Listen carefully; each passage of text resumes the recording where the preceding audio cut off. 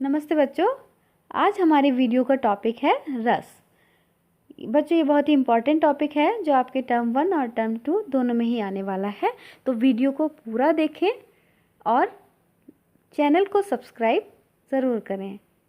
तो शुरू करते हैं हम अपनी वीडियो। क्वेश्चन नंबर 1 है, साहित्य में रस शब्द का अर्थ है। ऑप्शंस हैं जूस, अमृत, शरबत या आनंद। वैसे बच्चों, रस को अंग्रेजी में जूस भी कहा जाता है, लेकिन यहाँ पर प्रश्न पूछा गया है साहित्य में, तो इसका उत्तर होगा ऑप्शन नंबर 4 आनंद, यानी कि किसी भी चीज़ का अच्छा लगना। प्रश्न नंबर 2 है, रस के कितने अंग माने गए हैं। ऑप्शंस हैं 3, 4, 6 या 9। तो बच्चों, राइट ऑप्शन हो जाएगा हमारा ऑप्शन नंबर 2, यानी कि 4। रस के 4 अंग माने गए हैं। प्रश्न नंबर 3, रस का अंग है। ऑप्शंस हैं भाव, स्वभाव, विभाव या अभाव। तो बच्चों, रस के 4 अंग होते हैं, उनके नाम हैं नंबर 1 स्थायी भाव, नंबर 2 विभाव, और नंबर 3 अनुभाव, और नंबर 4 संचारी भाव। तो यहाँ पर कौन सा रस का अंग है उसको हमें आइडेंटिफाई करना है। तो राइट ऑप्शन हो जाएगा हमारा ऑप्शन नंबर 3 विभाव। अब पढ़ते हैं क्वेश्चन नंबर 4। जब स्थायी भाव का संयोग विभाव, अनुभाव तथा व्यभिचारी भाव से होता है तब रस की निष्पत्ति होती है। यह परिभाषा किसकी है। यहाँ पर बच्चों, ये निष्पत्ति जो शब्द है इसका मतलब है बनना, तब रस बनता है। यह परिभाषा किसकी है हमें यहाँ पर यह बताना है। ऑप्शंस हैं आचार्य मम्मट, आचार्य भरत मुनि, आचार्य वाल्मीकि या आचार्य विश्वामित्र। तो बच्चों, राइट ऑप्शन हो जाएगा हमारा ऑप्शन नंबर 2 आचार्य भरत मुनि। ये जो परिभाषा है यह भरत मुनि की है। भरत मुनि संस्कृत के एक बहुत विद्वान मुनि हुए हैं जिन्होंने रस के विषय में बहुत कुछ बताया है। आगे बढ़ते हैं प्रश्न नंबर 5। हृदय में स्थायी रूप से रहने वाले भाव क्या कहलाते हैं। ऑप्शंस देख लेते हैं विभाव, अनुभाव, संचारी भाव या स्थायी भाव। तो बच्चों, जैसा कि इसके नाम से क्लियर हो रहा है, स्थायी रूप से रहने वाले भाव स्थायी भाव कहलाते हैं। तो ऑप्शन नंबर 4 हमारा सही आंसर हो जाएगा। तो बच्चों, ये यहाँ पर ऊपर स्थायी भाव की परिभाषा भी है जिससे आप उसको पहचान सकते हैं। नेक्स्ट क्वेश्चन देख लेते हैं, स्थायी भावों की संख्या कितनी होती है। ऑप्शंस देख लेते हैं 4, 3, 9 और 12। तो बच्चों, राइट ऑप्शन है हमारा ऑप्शन नंबर 3 स्थायी भावों की संख्या 9 होती है। प्रत्येक व्यक्ति के मन में 9 स्थायी भाव होते हैं जो सुप्त अवस्था में उसके मन में रहते हैं। प्रश्न नंबर 7, एक रस के कितने स्थायी भाव होते हैं। तो बच्चों, रस स्थायी भावों के संयोग से ही बनते हैं, तो एक रस के कितने स्थायी भाव हो सकते हैं, ये प्रश्न है। ऑप्शंस हैं 3, 1, 2 और 5। तो बच्चों, राइट ऑप्शन है हमारा ऑप्शन नंबर 2, यानी कि एक स्थायी भाव से केवल एक ही रस बन सकता है या एक रस का केवल एक ही स्थायी भाव होता है। प्रश्न नंबर 8 पढ़ लेते हैं बच्चों। श्रृंगार रस का स्थायी भाव बताइए। ऑप्शंस हैं उत्साह, जुगुप्सा, रति या क्रोध। तो बच्चों, यहाँ पर इनका मीनिंग समझ लेते हैं। उत्साह यानी मन के अंदर वीरता की भावना जागना, जुगुप्सा यानी मन में घृणा की भावना जागना, रति यानी कि प्रेम की भावना जागना, और क्रोध यानी कि गुस्से का जागना। तो बच्चों, यहाँ पर राइट ऑप्शन हो जाएगा हमारा ऑप्शन नंबर 3 रति, यानी कि प्रेम। श्रृंगार रस का स्थायी भाव रति होता है, इसका मतलब प्रेम होता है बच्चों, लेकिन कभी भी जब आपसे प्रश्न पूछा जाए तो आप रति ही टिक करेंगे, प्रेम नहीं। प्रश्न नंबर 9, हास किस रस का स्थायी भाव है। ऑप्शंस वीर रस, हास्य रस, करुण रस या रौद्र रस। तो बच्चों राइट ऑप्शन हो जाएगा हमारा ऑप्शन नंबर 2, हास्य रस। हास यानी कि हंसी हास्य रस का स्थायी भाव है। क्वेश्चन नंबर 10, किसी प्रियजन या इष्ट के कष्ट, शोक, दुख, मृत्यु जनित प्रसंग आदि के कारण जो भाव उत्पन्न होता है वह कहलाता है। यानी कि यदि इनमें से कोई भी परिस्थिति किसी व्यक्ति को फील होती है या किसी व्यक्ति के साथ होती है, तब उसके मन में जो भाव उत्पन्न होता है वह कौन सा भाव होता है। ऑप्शंस है उत्साह, निर्वेद, शोक या जुगुप्सा। तो राइट ऑप्शन हो जाएगा हमारा ऑप्शन नंबर 3, शोक। किसी प्रियजन या इष्ट के कष्ट, शोक, दुख, मृत्यु जनित प्रसंग के कारण आश्रय के मन में शोक उत्पन्न होता है, यानी कि दुख उत्पन्न होता है। क्वेश्चन नंबर 11, करुण रस का स्थायी भाव है। ऑप्शंस हैं शोक, रति, क्रोध या मोह। बच्चों करुण यानी करुणा, इसका अर्थ होता है दया। तो करुण रस का स्थायी भाव है, तो यहाँ पर राइट ऑप्शन हो जाएगा हमारा ऑप्शन नंबर 1, शोक यानी कि दुख।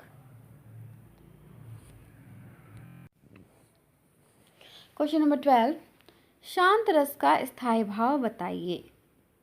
ऑप्शंस देख लेते हैं शोक, निर्वेद, क्रोध या विस्मय। तो बच्चों राइट ऑप्शन है हमारा ऑप्शन नंबर 2, निर्वेद।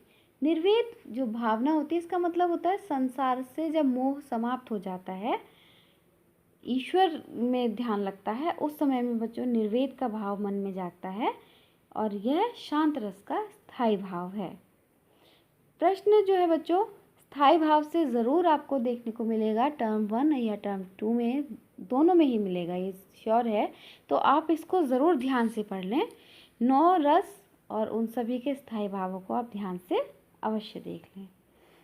अगला प्रश्न देखते हैं, जुगुप्सा या घृणा नामक स्थायी भाव जब विभाव, अनुभाव तथा संचारी भावों के संयोग से पूर्णता को प्राप्त होता है, वहाँ कौन सा रस बनता है।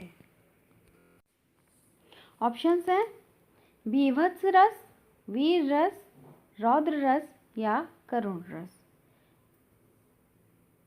तो बच्चों राइट आंसर हो जाएगा हमारा ऑप्शन नंबर 1, बीभत्स रस। बीभत्स रस यानी कि घृणा का भाव। जब व्यक्ति के मन में घृणा का भाव जागता है तब वहाँ पर बीभत्स रस होता है। क्वेश्चन नंबर 14, अद्भुत रस का स्थायी भाव बताइए। अद्भुत रस, ऑप्शंस हैं भय, क्रोध, उत्साह और विस्मय। तो बच्चों राइट ऑप्शन है हमारा ऑप्शन नंबर 4, विस्मय। विस्मय को आश्चर्य भी कहा जाता है। तो अद्भुत रस में आश्रय के मन में आश्चर्य या विस्मय के भाव जागृत होते हैं। नेक्स्ट क्वेश्चन है, क्रोध किस रस का स्थायी भाव है। ऑप्शंस है वीर रस, बीभत्स रस, अद्भुत रस या रौद्र रस। तो राइट ऑप्शन हो जाएगा बच्चों ऑप्शन नंबर 4, रौद्र रस। नेक्स्ट क्वेश्चन, आश्रय कौन होता है। बेटा ये इम्पोर्टेंट क्वेश्चन है। आश्रय वह व्यक्ति जो रस को अनुभव कर रहा होता है, जिसके मन में स्थायी भाव जागृत होता है, वह व्यक्ति आश्रय कहलाता है। इसकी डेफिनेशन आप ध्यान रखिएगा। ऑप्शंस देख लेते हैं। ऑप्शंस है विभाव, अनुभाव, रस अनुभव करने वाला व्यक्ति या रस बेचने वाला व्यक्ति। तो मैंने आपको डेफिनेशंस की बताई दी है। राइट ऑप्शन हो जाएगा ऑप्शन नंबर 3, रस को अनुभव करने वाला व्यक्ति। क्वेश्चन नंबर 17 है, वाक्यम रसात्मकम काव्यम, अर्थात सरस अभिव्यक्ति ही काव्य है। यह किसका कथन है।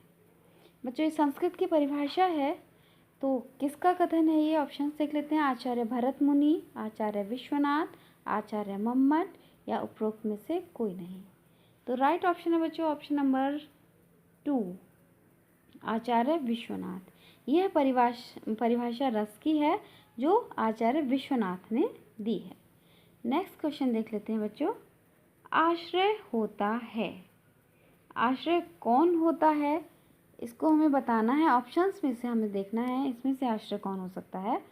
तो ऑप्शन नंबर 1 है पाठक, दर्शक, श्रोता या उपरोक्त में से कोई भी। तो बच्चों राइट ऑप्शन हो जाएगा हमारा ऑप्शन नंबर 4, उपरोक्त में से कोई भी आश्रय हो सकता है, क्योंकि आनंद की प्राप्ति कथानक को या काव्य को पढ़कर, नाटक या दृश्य को देखकर या किसी के विषय में सुनकर तीनों ही रूप से हो सकती है। इसलिए ये तीनों ही आश्रय हो सकते हैं। प्रश्न नंबर 19, स्थायी भावों की संख्या के आधार पर रसों की कितनी संख्या होती है? तो बच्चों ऑप्शंस देख लेते हैं। ऑप्शन नंबर 1 है 6, 2 है 4, 3 या 9। तो बच्चों अभी पहले प्रश्न में थोड़ी देर पहले आपको बताया गया था कि रसों की संख्या 9 होती है। तो स्थायी भावों की संख्या के आधार पर रसों की संख्या 9 होती है। तो ऑप्शन नंबर 4 राइट आंसर हो जाएगा, क्योंकि स्थायी भावों की संख्या 9 होती है, इसलिए उससे बनने वाले रस भी 9 होते हैं। क्वेश्चन नंबर 20, वर्तमान साहित्यकारों द्वारा रसों की संख्या कितनी मानी गई है? इसमें बच्चों आपको कंफ्यूज होने की आवश्यकता नहीं है। यहाँ पर ये पूछा गया वर्तमान साहित्यकारों द्वारा, क्योंकि बच्चों जो श्रृंगार रस है उसके स्थायी भाव रति को 2 और भागों में बांट दिया गया है, जिससे एक बनता है वात्सल्य रस और दूसरा बनता है भक्ति रस। जब बच्चे से विषयक प्रेम होता है, बच्चे से संबंधित प्रेम होता है, वहाँ पर वात्सल्य रस होता है, और जब ईश्वर संबंधी प्रेम होता है वहाँ पर भक्ति रस होता है। तो 2 नए रस और ज़्यादा जोड़ दिए गए हैं वर्तमान साहित्यकारों द्वारा। तो वर्तमान में रसों की संख्या 11 हो जाती है, इसलिए ऑप्शन नंबर 3 यहाँ पर सही है। तो जब भी आपसे पूछा जाएगा कि रसों के आधार पर स्थायी भाव के आधार पर रसों की संख्या कितनी होती है, तो आपको बताना है 9, और वर्तमान साहित्यकारों द्वारा रसों की संख्या कितनी मानी गई है, तब आप यहाँ पर उत्तर बताएंगे 11। अगला प्रश्न है, भाव को जागृत करने के कारक को कहा जाता है? कारक यानी कि कारण या सामग्री या साधन, इसको क्या कहा जाता है?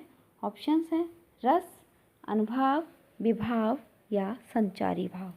तो बच्चों राइट ऑप्शन हो जाएगा हमारा ऑप्शन नंबर 3 विभाव। जिस कारण व्यक्ति के मन में या आश्रय के मन में रस उत्पन्न होता है वह कारण विभाव कहलाता है। क्वेश्चन नंबर 21, विभाव के कितने भेद होते हैं? तो बच्चों ऑप्शंस पढ़ लेते हैं 2, 4, 3 या 5। राइट ऑप्शन हो जाएगा ऑप्शन नंबर 1, यानी कि विभाव के 2 भेद होते हैं। कौन कौन से होते हैं अभी अगले प्रश्न में देख लेंगे, इसलिए यहाँ पर इसको ज़्यादा इसका वर्णन करने की आवश्यकता नहीं है। क्वेश्चन नंबर 23, विभाव का भेद है। ऑप्शंस हैं आलंबन विभाव, उद्दीपन विभाव, 1 व 2 दोनों या उपरोक्त में से कोई नहीं। तो बच्चों राइट ऑप्शन हो जाएगा हमारा ऑप्शन नंबर 3 1 व 2 दोनों। तो अभी हमने पिछले प्रश्न में देखा था विभाव के कितने भेद होते हैं, ऑप्शन का आंसर था 2। अब यहाँ पर 1 व 2 दोनों यानी कि दोनों के ही नाम यहाँ पर बता दिए गए हैं। तो विभाव के 2 भेद होते हैं जिनका नाम है नंबर 1 आलंबन विभाव और नंबर 2 उद्दीपन विभाव, इसलिए यहाँ पर हमारा ऑप्शन नंबर 3 सही आंसर हो जाएगा।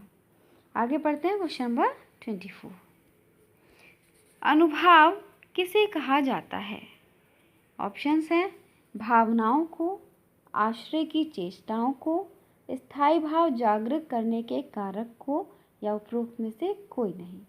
तो बच्चों भावनाओं को अनुभाव नहीं कहा जाता है, भावनाओं को अनुभव कहा जाता है या फीलिंग्स कहा जाता है। आश्रय की चेष्टाओं को, ये आपका राइट आंसर हो जाएगा। आश्रय यानी कि जो व्यक्ति रस को अनुभव कर रहा है उसके द्वारा किए गए जो शारीरिक, मानसिक या वाचिक कार्य हैं वे अनुभाव कहलाते हैं।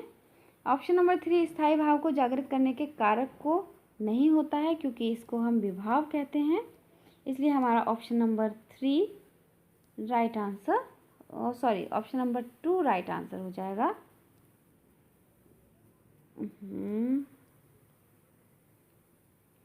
ओके, क्वेश्चन नंबर 25 देख लेते हैं। संचारी भावों की संख्या कितनी मानी गई है? ऑप्शंस हैं 11, 22, 33 या 44। तो बच्चों इसका राइट आंसर है हमारा ऑप्शन नंबर 3। संचारी भावों की संख्या 33 मानी गई है। इस गिनती में कुल 33 होते हैं। अगला प्रश्न है, संचारी भावों को अन्य किस नाम से जाना जाता है? ऑप्शंस हैं विचारी भाव, व्यभिचारी भाव, विकारी भाव या बेकारी भाव। तो बच्चों राइट ऑप्शन हो जाएगा हमारा ऑप्शन नंबर 2 व्यभिचारी भाव। इसको आप ध्यान से समझ लीजिए। संचारी भावों को व्यभिचारी भाव इसलिए कहा जाता है क्योंकि ये भाव कई रसों के साथ जुड़ जाते हैं, अलग अलग रसों के साथ ये प्रयुक्त हो जाते हैं, इसलिए इनको व्यभिचारी भाव कहा जाता है। क्वेश्चन नंबर 27 है, आश्रय के मन में स्थायी भाव को जागृत करने के कारण को क्या कहा जाता है? तो बच्चों कभी कभी परिभाषा से प्रश्न बना दिया जाता है और ऑप्शन दे दिए जाते हैं, कभी उत्तर से प्रश्न बना दिया जाता है और परिभाषा को उसके ऑप्शन में दे दिया जाता है। तो आपको हर प्रश्न को दोनों तरीके से याद कर लेना है। अब इसका ऑप्शन देख लेते हैं, साधन, कारण, सामग्री या विभाव। तो बच्चों आश्रय के मन में स्थायी भाव को जागृत करने वाला जो कारण होता है उसको विभाव कहा जाता है, इसलिए ऑप्शन नंबर 4 हमारा सही आंसर हो जाएगा। अब पढ़ते हैं क्वेश्चन नंबर 28। रति शब्द का अर्थ है? ऑप्शंस हैं घृणा, प्रेम, द्वेष या निंदा। तो राइट ऑप्शन हो जाएगा हमारा ऑप्शन नंबर 2 प्रेम। रति शब्द का अर्थ होता है प्रेम। आगे पढ़ते हैं क्वेश्चन नंबर 29। श्रृंगार रस का स्थायी भाव बताइए। ऑप्शंस हैं शोक, रति, क्रोध या निर्वेद। तो बच्चों राइट आंसर हो जाएगा ऑप्शन नंबर 2 रति। क्वेश्चन नंबर 30 है, रसराज किसे कहा जाता है? बच्चों बहुत इंपॉर्टेंट क्वेश्चन है, मोस्टली पूछा जाता है।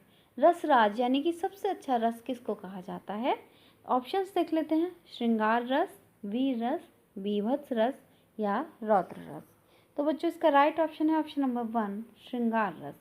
श्रृंगार रस को रसराज कहा जाता है क्योंकि यह सबसे अच्छी भावना होती है मनुष्य के अंदर पाई जाने वाली, और मनुष्य को ये बहुत ज़्यादा पसंद है, इसीलिए इसको हम रसराज कहते हैं। क्वेश्चन नंबर 31 पढ़ लेते हैं बच्चों।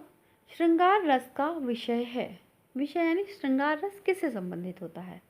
ऑप्शंस है भगवत रति, संतति रति, नायक नायिका संबंधी रति या उपरोक्त में से कोई नहीं।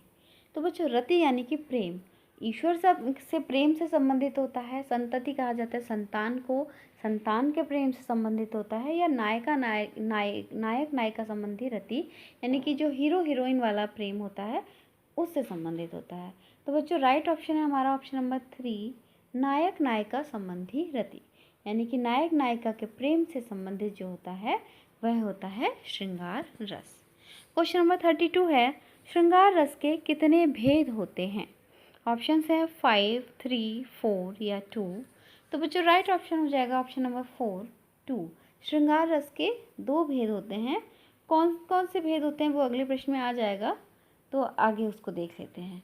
क्वेश्चन नंबर 33, जहाँ पर नायक नायिका के मिलन तथा प्रेम का वर्णन होता है वहाँ होता है ऑप्शंस संयोग श्रृंगार, वियोग श्रृंगार, उपरोक्त दोनों या उपरोक्त में से कोई नहीं। तो बच्चों जहाँ पर नायक नायिका के मिलन का तथा प्रेम का वर्णन होता है वहाँ होता है संयोग श्रृंगार। अब देखिए श्रृंगार रस के 2 भेद होते हैं, आप समझ गए। यहाँ पर एक भेद के विषय में मैंने आपको बता दिया। एक भेद होता है संयोग श्रृंगार।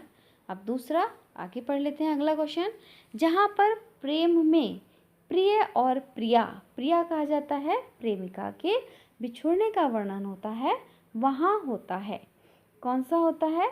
ऑप्शंस हैं संयोग श्रृंगार, वियोग श्रृंगार, उपरोक्त दोनों या दोनों में से कोई नहीं। तो राइट ऑप्शन हो जाएगा हमारा ऑप्शन नंबर 2 वियोग श्रृंगार। तो बच्चों अब हमें श्रृंगार के दोनों भेद पता चल गए हैं, श्रृंगार रस के दो भेद होते हैं, एक होता है संयोग श्रृंगार और दूसरा होता है वियोग श्रृंगार। तो जहाँ पर बिछुड़ने का वर्णन होता है वहाँ पर वियोग श्रृंगार, और जहाँ पर मिलन का वर्णन होता है वहाँ पर संयोग श्रृंगार होता है। अगला क्वेश्चन देखते हैं। निशिदिन बरसत नैन हमारे, सदा रहत पावस ऋतु हम पर, जब ते श्याम सिधारे। दिए गए पद्य में कौन सा रस है? ऑप्शंस है वीर रस, करुण रस, संयोग श्रृंगार रस या वियोग श्रृंगार रस। तो बच्चों, सबसे पहले जब भी कोई पद्य आपको दिया जाएगा तो आपको उसका मीनिंग क्लियर करना बहुत ज़्यादा आवश्यक है। निशिदिन बरसत नैन हमारे, यह गोपियों का डायलॉग है। गोपियाँ उद्धव से बात करते हुए कह रही हैं कि हे उद्धव, जब से कृष्ण गए हैं, जब ते श्याम सिधारे, यानी कि जब से कृष्ण गए हैं तब से हमारे जो नेत्र हैं वो दिन रात बरसते हैं, और हम पर तो मानो वर्षा ऋतु हमारे ऊपर से तो जाती ही नहीं है। अब यहाँ पर बच्चों देखिए, कृष्ण के और गोपियों के वियोग का वर्णन है, कृष्ण यहाँ पर है नहीं, तो यहाँ पर वियोग श्रृंगार होगा, इसलिए ऑप्शन नंबर 4 हमारा राइट ऑप्शन हो जाएगा। अगला क्वेश्चन पढ़ते हैं। बतरस लालच लाल की मुरली धरी लुकाए, सोह करें भोहन हंसें देन कहें नटी जाए। यह पद्य किस रस का उदाहरण है? ऑप्शंस हैं वीर रस, संयोग श्रृंगार, वियोग श्रृंगार या हास्य रस। तो बच्चों, कभी कभी बच्चे देखते हैं कि भाई हंसी शब्द आ रहा है तो ये हास्य रस का उदाहरण हो जाएगा, ऐसा नहीं है। उस पद्य का पूरा अर्थ जानना बहुत ही ज़्यादा आवश्यक है।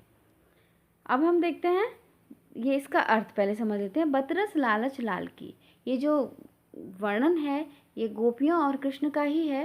गोपियाँ कृष्ण से बात करने के लालच में उनकी बांसुरी को छुपा कर रख देती हैं और आपस में इशारे कर कर हंस रही हैं धीरे धीरे मन मन में, और जब कृष्ण उनसे देने को कहते हैं तो नट जाए, यानी कि मना कर देती हैं, कहती हैं हमारे पास तो बांसुरी है ही नहीं। अब इससे हमें पता चल रहा है यहाँ पर गोपियाँ और कृष्ण जब साथ हैं तो उनके प्रेम का वर्णन है, मिलन का वर्णन है, इसलिए यहाँ पर ऑप्शन नंबर 2 हमारा सही हो जाएगा, संयोग श्रृंगार। आगे बढ़ते हैं बच्चों, क्वेश्चन नंबर 37। जब उत्साह नामक स्थायी भाव विभाव, अनुभाव और संचारी भावों से पुष्ट हो जाता है तब किस रस की अभिव्यक्ति होती है? तो बच्चों, उत्साह जिस रस का स्थायी भाव है, उत्साह नामक स्थायी भाव के परिपुष्ट होने पर वही रस बनेगा। ऑप्शंस देख लेते हैं। ऑप्शंस हैं रौद्र रस, बीभत्स रस, श्रृंगार रस या वीर रस। तो बच्चों देखिए, रौद्र रस का स्थायी भाव होता है क्रोध, बीभत्स रस का होता है जुगुप्सा, श्रृंगार रस का रति और वीर रस का होता है उत्साह। तो उत्साह नामक स्थायी भाव के परिपक्व होने पर वीर रस बनेगा, तो ऑप्शन नंबर 4 हमारा सही हो जाएगा। अब पढ़ते हैं क्वेश्चन नंबर 38। उत्साह किस रस का स्थायी भाव है? तो बच्चों, अभी हमने पूरी इसकी डेफिनेशन पढ़ी, बहुत इजीली आप इसका आंसर बता सकते हैं, तो राइट आंसर हो जाएगा ऑप्शन नंबर 4 वीर रस। अगला क्वेश्चन पढ़ लेते हैं। वीर रस के कितने भेद माने गए हैं? ऑप्शंस हैं 2, 3, 4 या 5। तो बच्चों, राइट ऑप्शन है हमारा ऑप्शन नंबर 3 यानी कि 4। वीर रस के 4 भेद माने गए हैं। अगला क्वेश्चन, वीर रस का उदाहरण है दानवीर, दयावीर, धर्मवीर या उपरोक्त तीनों। तो बच्चों, राइट ऑप्शन हो जाएगा हमारा ऑप्शन नंबर 4 उपरोक्त तीनों। ये तीनों प्रकार के जो कार्य हैं, दान से पूर्ण कार्य, दया से पूर्ण कार्य, धर्म में निपुणता, ये तीनों ही वीर रस का ही उदाहरण माने गए हैं। तो आपको वीर रस के चारों भेद भी पता चल गए। वीर रस के 4 भेद होते हैं। नंबर 1 दानवीर, दयावीर, धर्मवीर और चौथा जो सबसे इम्पोर्टेंट होता है वो होता है युद्धवीर। अगला क्वेश्चन पढ़ लेते हैं बच्चों। अगला क्वेश्चन है वीर रस का उदाहरण है। ऑप्शंस है निशिदिन बरसत नैन हमारे, सदा रहत पावस ऋतु हम पर, जब ते श्याम सिधारे। सेकंड है, तनकर भाला यूं बोल उठा, राणा मुझको विश्राम न दे। नेक्स्ट है, हाथी जैसी देह है, गैंडे जैसी खाल, तरबूज जैसी खोपड़ी, खरबूजे से गाल। और नंबर 4 है, मेरो मन अनत कहाँ सुख पावे, जैसे उड़ी जहाज को पंछी, फिर जहाज पर आवे। तो बच्चों, वीर रस का उदाहरण, तो इनमें से ऑप्शन नंबर 2 हमारा राइट आंसर हो जाएगा, तनकर भाला यूं बोल उठा, क्योंकि यहाँ पर महाराणा प्रताप के भाले का जिक्र हो रहा है, उनकी वीरता का वर्णन है, इसलिए यहाँ पर वीर रस है। आगे पढ़ते हैं क्वेश्चन नंबर 42। वह खून कहो किस मतलब का, जिसमें उबाल का नाम नहीं, वह खून कहो किस मतलब का, आ सके देश के काम नहीं। इस काव्यांश में रस बताइए। ऑप्शंस है हास्य रस, रौद्र रस, श्रृंगार रस या वीर रस। तो बच्चों, देशभक्ति के जितने भी सॉन्ग, जितनी भी कविताएं आप पढ़ेंगे, वो सभी मोस्टली देशभक्ति के जितने भी संबंधित हैं, वो सभी वीर रस से संबंधित होते हैं। तो ये वीर रस का ही उदाहरण है, तो ऑप्शन नंबर 4 आपका सही आंसर हो जाएगा। अब पढ़ते हैं क्वेश्चन नंबर 43। विभाव, अनुभाव और संचारी भावों की सहायता से क्या रस के रूप में परिणित हो जाते हैं। क्या यानी कि यहाँ पर बताना है आपको कि रस, विभाव, अनुभाव, संचारी भाव जब एक साथ मिलते हैं तब कौन ऐसी चीज़ है जो रस बन जाती है।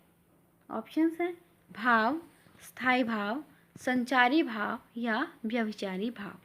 तो बच्चों, राइट ऑप्शन हो जाएगा हमारा ऑप्शन नंबर 2, स्थायी भाव, क्योंकि रस के 4 अंग होते हैं। बहुत सिंपल सा क्वेश्चन है, ये देखिए 3 अंग, विभाव, अनुभाव और संचारी भाव, ये 3 अंग दे रखे हैं। एक अंग सिर्फ स्थायी भाव गायब है, जिसको हमें इसमें लिख देना है। अब पढ़ते हैं क्वेश्चन नंबर 44। कौन सा रस नव रसों के अंतर्गत नहीं आता है। बच्चों, स्थायी भावों के आधार पर जो 9 रस हैं, उनमें से इनमें कौन सा नहीं आता है। तो ऑप्शन देख लेते हैं, अद्भुत रस, रौद्र रस, भयानक रस या वात्सल्य रस। तो बच्चों, राइट ऑप्शन हो जाएगा हमारा ऑप्शन नंबर 4, वात्सल्य रस, क्योंकि ये रस स्थायी भावों के आधार पर जो 9 रस हैं उनके अंतर्गत नहीं आता है। उसके बाद जो 2 और एक्स्ट्रा रस नए साहित्यकारों ने माने हैं, ये वहाँ से आता है। क्वेश्चन नंबर 45 पढ़ लेते हैं। निम्नलिखित में से रस कौन सा है। उत्साह, हास्य, क्रोध या जुगुप्सा। तो बच्चों, उत्साह स्थायी भाव होता है, क्रोध भी स्थायी भाव होता है और जुगुप्सा भी स्थायी भाव होता है। यहाँ हास्य जो है, हास्य रस होता है, इसलिए ऑप्शन नंबर 2 हमारा राइट आंसर हो जाएगा। अब पढ़ते हैं क्वेश्चन नंबर 46। क्रोध किस रस का स्थायी भाव है। ऑप्शंस हैं वीर, हास्य, रौद्र या उत्साह। तो बच्चों, राइट ऑप्शन हो जाएगा ऑप्शन नंबर 3, रौद्र रस का। क्रोध रौद्र रस का स्थायी भाव है। कभी कभी आपने सुना भी होगा कि भगवान शिव रौद्र रूप में आ गए, यानी कि जब वो क्रोधित होते हैं तो रौद्र रूप में आ जाते हैं। तो यहाँ से भी आप क्रोध को रौद्र से रिलेट कर सकते हैं। क्वेश्चन नंबर 47 पढ़ लेते हैं। संचारी भावों की संख्या है। आई थिंक ये क्वेश्चन बच्चों रिपीट हो गया है। चलिए जल्दी से ऑप्शन बता देते हैं। ऑप्शन नंबर 4 इसका सही आंसर है। 33 होती है संचारी भावों की संख्या। नेक्स्ट क्वेश्चन देख लेते हैं। जिसे देखकर आश्चर्य के भाव जागृत होते हैं उसे क्या कहा जाता है। ऑप्शंस आश्रय, आलंबन, अनुभाव या उद्दीपन। तो बच्चों, आपको बताया था विभाव के 2 भाग होते हैं, उद्दीपन और आलंबन। तो जिसे देखकर आश्चर्य के भाव मन में जागृत होते हैं उसे आलंबन कहा जाता है, यानी कि ऑप्शन नंबर 2 आपका राइट आंसर हो जाएगा।